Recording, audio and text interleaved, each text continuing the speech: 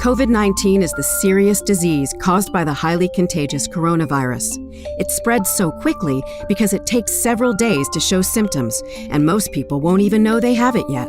This virus has the potential to make many of us sick with fever, coughing, or even resulting in death if we don't take drastic yet simple action. While researchers continue to develop a vaccine, there are things everyone can do to help slow its spread.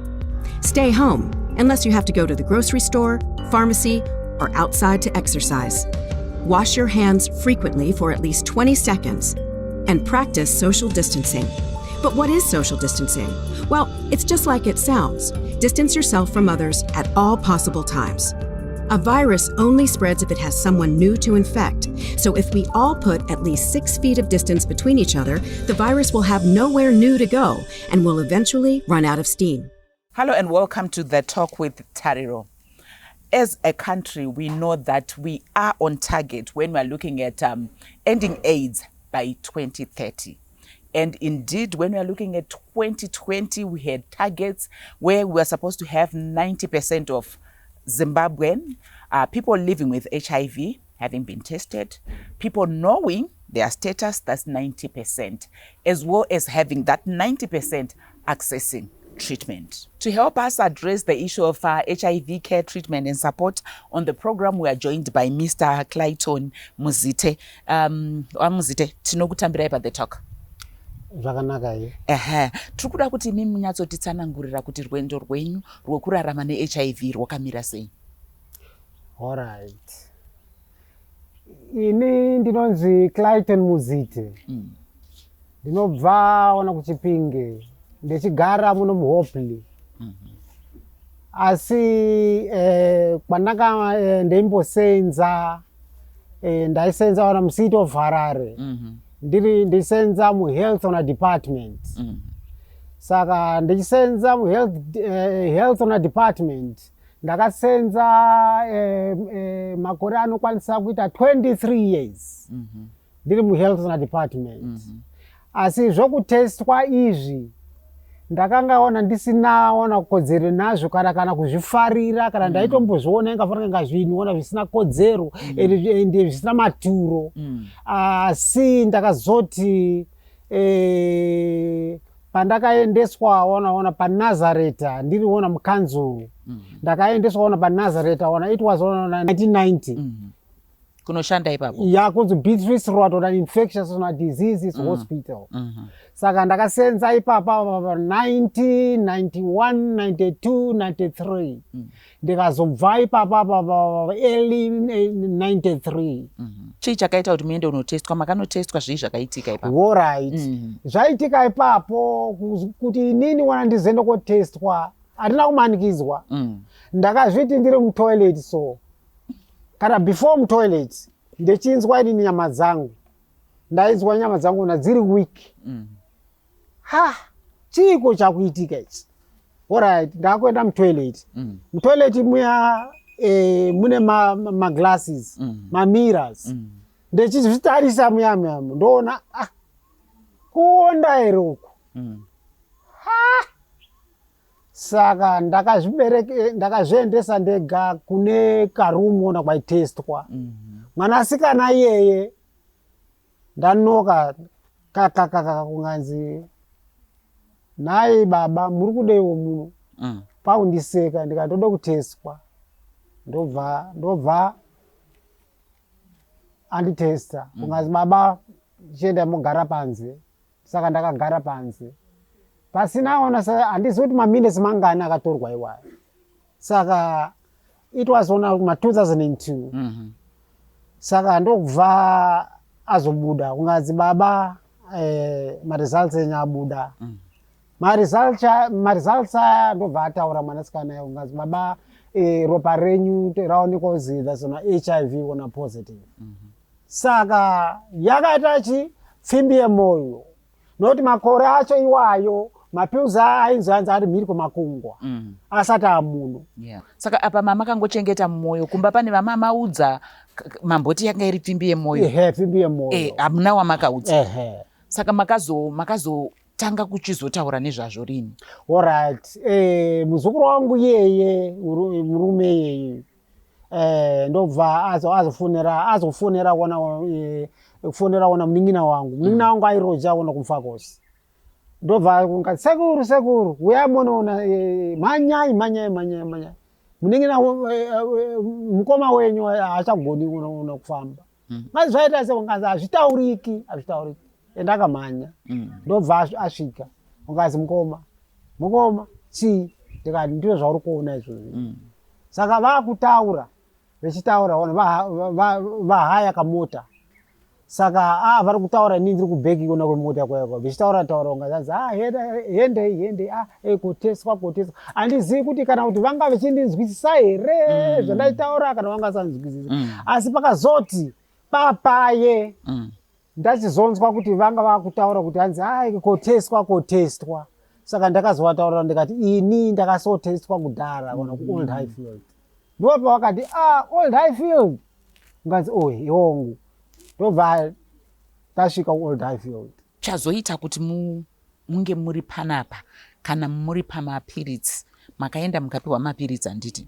Saka vazhinji vanotaura kuti kana uri pamapiritsi unotorarama upenyu hwakanaka hapana problem yanga uchisangana nayo. Saka imimi chii chazoita kuti munge muchiuya kuno?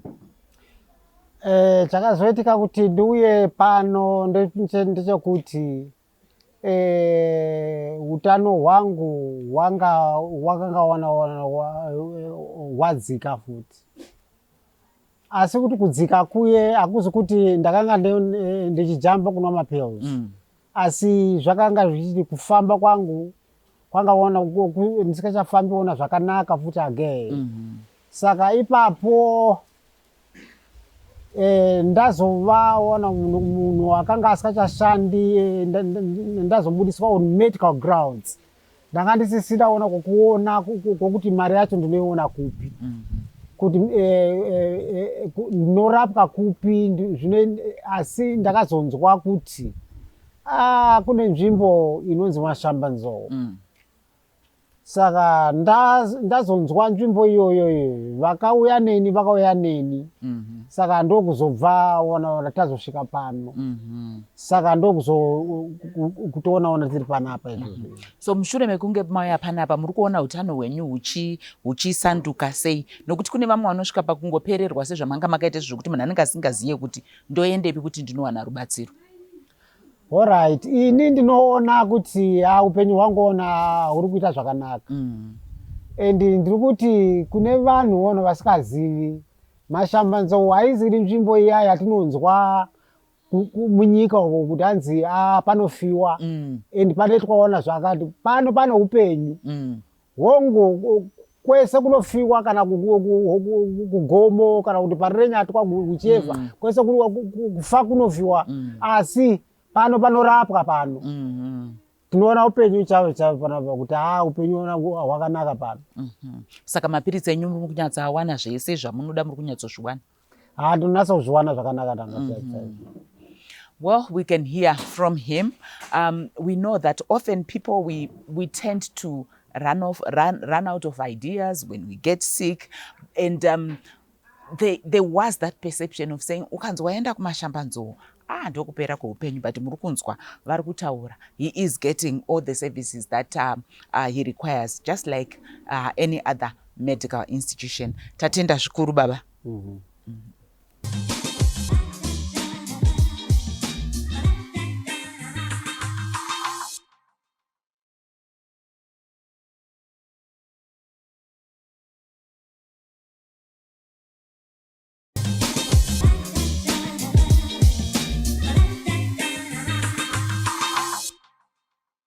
Welcome back. We continue with our discussion on the talk with Tariro. On the program now, we are joined by Chipoma Kuwerere. She is living with HIV. Noraramane HIV anditi. We hands mune cervical cancer. Mukatisanangurira kuti makauya kuno makatestwa rini zvikazofamba sei? Ndakaenda kuchipatara, ndakaenda kuchipatara muna May.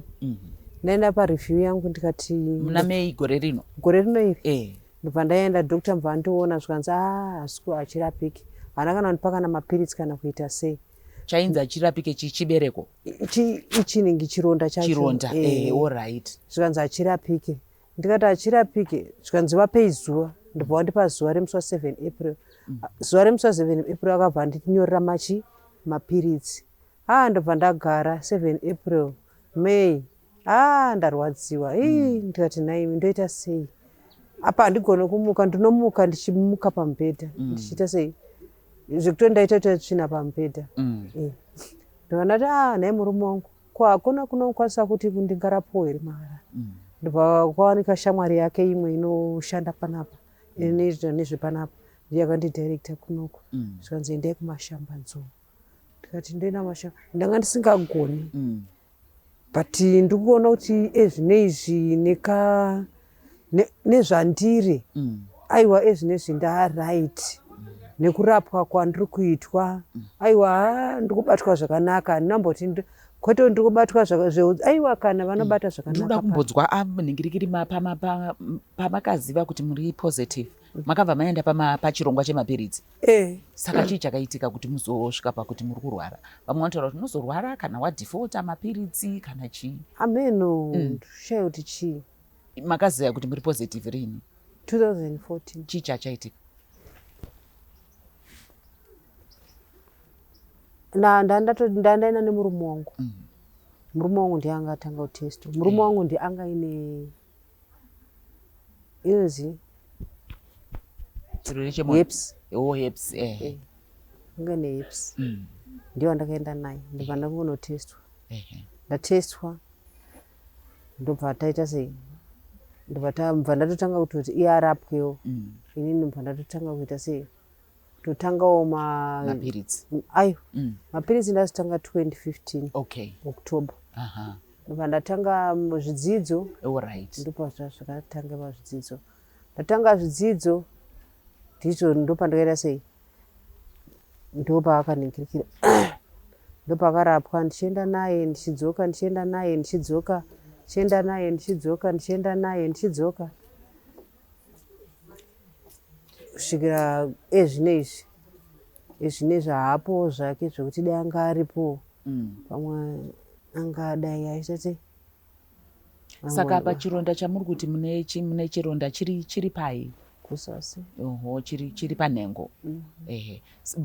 Makatanga kuzvinzwa sei? Zvakatanga sei izvozvo? Kakatanga kari aka kapundu aka. Ndobva ndakukasvina. Saka kasvina kwandaiita iko kaibuditsa ropa, magore eropa nehurwa. Ndobva ndapedzisira ndichingosvina kuburitsa magodo eropa nehurwa, kuburitsa magodo eropa nehurwa. Ndobva ndapedzisira ndobva ndati nhai baba mwana. Zvikanzi nhaiwe, asi ndo zvinobuda vakadzi vese. Ndikati hasi uziva ini. Zvikanzi kuchipatara uri kuenda rini? Ndikati musi wa19. Zvikanzi mira nditsvage mari muende kuclinic. Ndobva ndaenda kuclinic. Zvikanzi hapana, hasi kurapika. Ndikati hapasi kurapika kana piritsi zvaro. Zvikanzi kana, but ndiri kushamisa panapa ndiri kumwa mapiritsi every day. Ndogarira South every day. Hapana achandisingaite. But doctor wacho akabva andiudza kuti hanzi hachirapike. Kutaura kuti akati unoita cancer akataura, but iye zvokuti hachirapike. Vanga vatotesta vakaona vakataura kuti havana kutesta. Saka makazoziva sei kuti cancer? Iye doctor wacho ndiye akataura. Doctor ndiye akataura akati unoita cancer. Saka kutanga kwenyu kuya pano makatanga kuya sei? Ndakadirectwa neshamwari yemurume wangu. Ndiye akaita kuti ndiuye pano. ndoyakaita kuti tifonerwe pano. Tafonerwa pano vakangofona ivo vakafona vakaudzwa vakabhuka pano. Vabhuka pano mazuva atakabhukirwa isusu takabhukirwa China neFriday. Saka zuva hatina kukwanisa kuuya nekuti nasina chi ndida mota kufamba kwakuchinetsa. Kufamba kwakuchinetsa. Saka rakazouya chi Saturday ndopatakazouya. Saka patakauya Saturday pandakasvika ndopatakasvika ndabatwa zvakanaka, nambobatwa zvakashata. Saka iye zvino mungati cancer neHIV muri kunzwisisa here kuti zvakasangana papi papapa? Apa handisi kunyatsozvinzwisisa kuti dhokta wacho mutauriro wake handisi kumbozvinzwisisa. Handisi kuzvinzwisisa. Chii chamusiri kunyatsonzwisisa? Ndanchida kutoenda kuclinic nhasi kuzvipatara manje murume wangu haana kuuya. Zvekuti dai auya dai ndaenda kuparire nyatwa unotestwa kuparire nyatwa. Munoda kutestwa chii futi yezvino? Kunoningirira kuchipatara kuhospital. Okay. Chii chamunoda kutestwa yezvino? Ronda irori. Kuti riri kupora here? Aiwa vanga kanditi ndofanira kuenda kubhukirwa ningirire. Ofanira kubhukirwa ningirire kuti ndinorapwa. Saka ndandakapuwa kuparira nyatwa. Alright.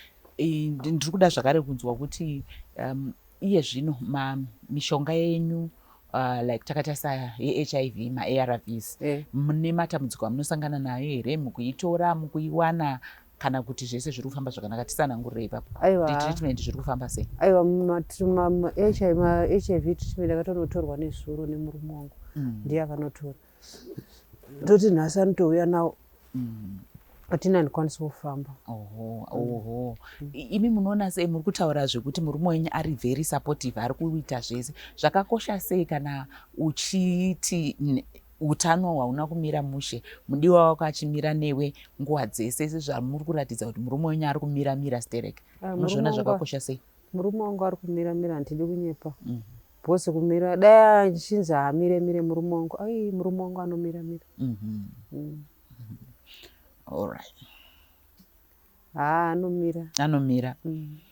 Well, Chipo's story is a true reflection of HIV, co-infections that do come in, living with HIV and getting cancer, cervical cancer at the same time. We're going to hear from Mashambanzo in terms of issues of HIV care treatment, even and support. Where do we need to go? What are we doing as a country? Join us after the break.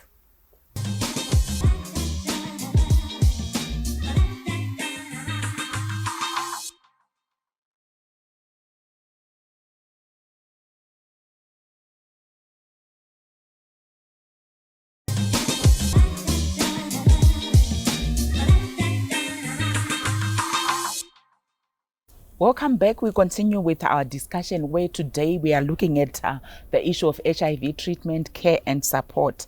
And on the program now we are joined by Sister Francisca Temba. She is an outreach nurse at Mashambanzo. Sister, could you explain to us, we heard from two of your patients who are here at Mashambanzo who are getting assistance. One has got HIV and cervical cancer. The other one is living with HIV, having problems with his foot as well. The whole leg, I think, has got issues. We want to find out from you, where are we in terms of the issue of HIV treatment and care, even support as well, which is something that you do offer as a country? Okay. I can say that as a country, we had reached a stage where we thought we have won this battle. Yes. But unfortunately, if you have said and if you have seen with our patient here, HIV has resurfaced. As an organization, we have seen a number of our patients we are treating in the community increasing as compared to the past years. I can say maybe for the past 2 or 3 years, our numbers were very low, to an extent that we thought were no longer necessary because of the HIV treatment of the ARVs. But unfortunately, it's not the case. HIV has resurfaced. I think I can say from last year, our numbers have increased. Even our admissions to the care unit have also increased. There are factors which we have come across, which we can say are contributing. The number one factor is of poverty. Yes. We work with the marginalized community in Harare. The people are struggling there to make ends meet. So we have seen that it's another factor that is contributing to HIV. Why? Because the moment they don't have anything to put on the table, it affects their nutritional status, and it weakens, it further weakens their immune system, which in turn lead to presentation of opportunistic infections and AIDS. So that was another factor which we have seen, which is contributing mostly to the escalation of our numbers of patients presenting with opportunistic infections in the treatment of HIV. The other factor which we saw is contributing is the current economic hardships which people are facing, and the fees they must go and pay to the clinics, like the access of health itself. Due to the economic situation in the country, access is very, I can say, is very poor, or it's not available at all. People would want to know, especially the issue of treatment availability, and also wanting to find out the issue of adherence amongst the people living with HIV, because definitely what I'm seeing is it's not just HIV, but we are actually moving to AIDS with some of your patients. You can actually see AIDS, which we had gone to a time where we were not seeing it in the country. It's very true, Tari. As I was explaining, it goes back to the access of health, because when one presents with opportunistic infections, when it goes to the clinic, the medications, maybe they are not there, or they are there but one cannot afford to buy medication for treatment of other infections. Art is available, yes, but one presents with an infection which needs an antibiotic, and the price is exorbitant. The person cannot access that, or they are not available at the local clinic. They have to go and buy at the pharmacy, of which they cannot afford. Then the issue of adherence, that was another issue I was going to touch on. Factors which are affecting people living with HIV for the resurfacing of HIV. We see that our clients, they claim to be adhering, but when you go deeper in, like as Mashambanzo, we offer a comprehensive support. So when we assess our patients, we take time to go deeper into their social problems and social life until they open up to us. Most of them, they are, I can say a number of them, they are not taking their medication. Why? As I have said, we work with the marginalized community. One is because they don't want to disclose their HIV status. They find a partner promises them something, so they don't intend disclose their status, so that this partner cannot leave them or live here or of them. So you find that they stop taking the ARVs so that the partner cannot know that he or she is HIV positive. That's another factor which we found. Some, they default because of some claim that they don't have food to eat. These drugs, they believe they work well with food, yes. And you hear someone saying, ndikatora ndisina kudya anondirwadza. So that's another reason. So one end up not taking because hana chekudya, so you cannot take my ARVs. Wow. The other thing is of religious beliefs. You know, we still have those. Yes, we know this. Our community, I can say the community we are working is very vulnerable. And if one plays along with someone's faith, they are very easy to be carried out. Yes, it's very sensitive. And they are very easy to be carried out because in turn, they are just looking for someone which can help them. Being HIV positive, we can say that it's nothing, but to them it's something. It means a lot to them. It means end of life for them. Yeah. Though we continue to give counseling, but it takes a time. Considering that also these communities, the level of education of the people which we work with is not, it's very low. So at the moment one plays around with their faith, they believe that and they are carried away. And someone tells them that you are healed, stay taking your medication, I've given you this, it will cure you for life. So they stop taking their medication due to those beliefs. Well, that's all we had for you this week. Next week, we are still going to continue with the issue of HIV care treatment and support in this COVID era. Is there a nexus there? What is being done? Join us.